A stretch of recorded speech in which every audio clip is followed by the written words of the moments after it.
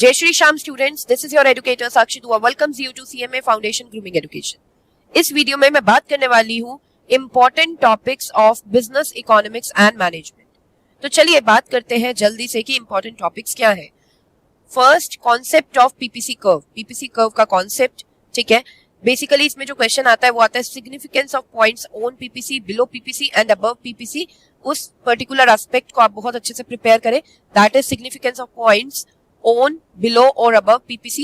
Next, determinants of price elasticity of demand and price elasticity of supply.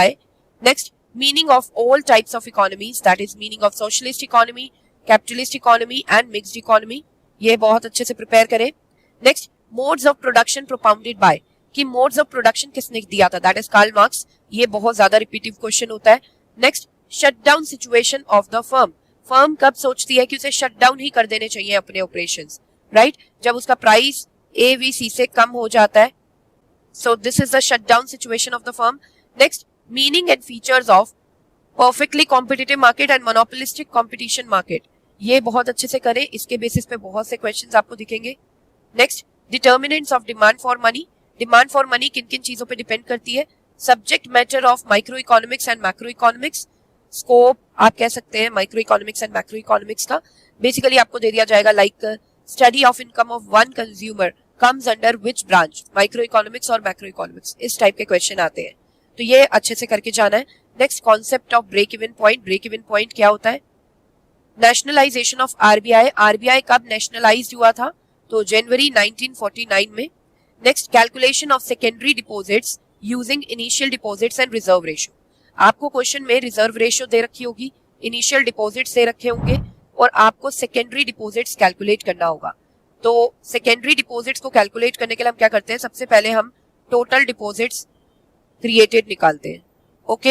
And वो हम निकालते हैं initial deposits divided by reserve ratio, okay. फिर जो total deposits created आएगा, total deposits created, उसमें से हम माइनस कर देते हैं इनिशियल डिपॉजिट्स का अमाउंट। फिर आपके पास आ जाता है सेकेंडरी डिपॉजिट्स, ओके। नेक्स्ट आपको करना है पेस्टेल एनालिसिस एंड वुकाफू। पेस्टेल एनालिसिस एंड वुकाफू में मेक श्योर फुल फॉर्म इनकी इंपॉर्टेंट है। फुल फॉर्म बोल सकते हैं आप या डायमेंशंस इनके बोल सकते हैं। ये बहुत अच्छे से आपको करना है। आज तक क्वेश्चन इनके फुल फॉर्म से ही आया है या आप कह सकते हैं डायमेंशन से ही आया है। Next, concept of optional money. Optional money क्या होता है। Next, meaning of marginal cost, fixed cost and variable cost. Next, reason behind U shaped LAC curve. अब जैसे कि हम जानते हैं कि जो एलएसी कर्व है वो यू शेप्ड होती है, तो इससे ये क्वेश्चन आता है what does U shaped LAC curve indicate, ठीक है। तो जो इसका डाउनवर्ड पोर्शन होता है this is because of economies of scale, and जो अपवर्ड पोर्शन होता है this is because of diseconomies to scale, right. तो ये है रीजन। नेक्स्ट, कॉन्सेप्ट आपको करना है कमर्शियल पेपर का। बेसिकली ये पूछ लिया जाता है कमर्शियल पेपर्स कौन लॉन्च करता है। कॉल मनी की ड्यूरेशन पूछ ली जाती है। सर्टिफिकेट ऑफ डिपॉजिट्स कौन लॉन्च करता है और इसकी ड्यूरेशन क्या है। एग्जिम बैंक का क्या पर्पस है। नबार्ड, ठीक है, नबार्ड ऐसे पूछ लिया जाता है। The apex bank for agricultural credit, okay, agricultural and rural development, so basically NABARD. तो ये बहुत अच्छे से आपको करना है। Next, equilibrium condition of price discriminating monopoly. Price discriminating monopoly की क्या इक्विलिब्रियम कंडीशन रहती है, ये बहुत ही ज्यादा इंपॉर्टेंट है।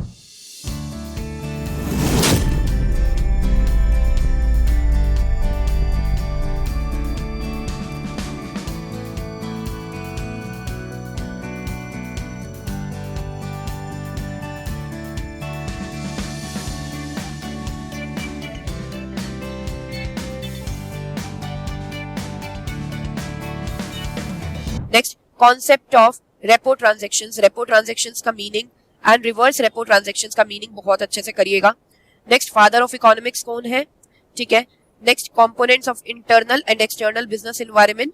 एक्सटर्नल बिजनेस एनवायरनमेंट के कंपोनेंट्स क्या है और इंटरनल बिजनेस एनवायरनमेंट के कंपोनेंट्स क्या है। Calculation of price elasticity of demand and price elasticity of supply, ठीक है। नेक्स्ट, स्वॉट एनालिसिस का फुल फॉर्म जरूर आनी चाहिए आपको। S for strength, W for weakness, O for opportunity, T for threat. Next, price determination in perfectly competitive market. Prices को कैसे decide किया जाता है परफेक्टली कॉम्पिटिटिव मार्केट में, तो क्वेश्चन कुछ इस तरीके का आ जाता है that industry is the price maker, comma, firm is the dash. So firm, we know that firm is the price taker.